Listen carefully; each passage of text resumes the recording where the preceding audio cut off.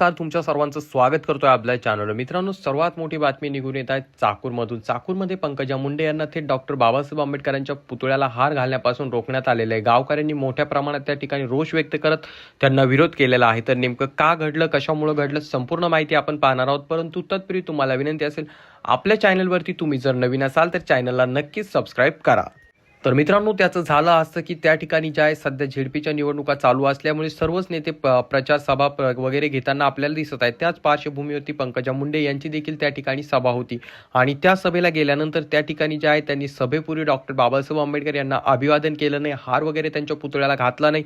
ही गोष्ट तेथील ग्रामस्थांच्या लक्षात आली आणि त्यानंतर जेव्हा सभा संपल्यानंतर त्या ठिकाणी जे आहे त्या अभिवादन करण्यासाठी गेल्या, त्यावेळेस त्या ठिकाणी ग्रामस्थांना रोष आला आणि संतापही त्यांनी व्यक्त केला आणि त्यानंतर त्या ठिकाणी डॉक्टर बाबासाहेब आंबेडकर यांना जे आहे कुठल्याही प्रकारचं अभिवादन करू दिलं नाही त्यांनी आणि त्यानंतर त्या ठिकाणावरून पंकजा मुंडे यांना काढता पाय घ्यावा लागला.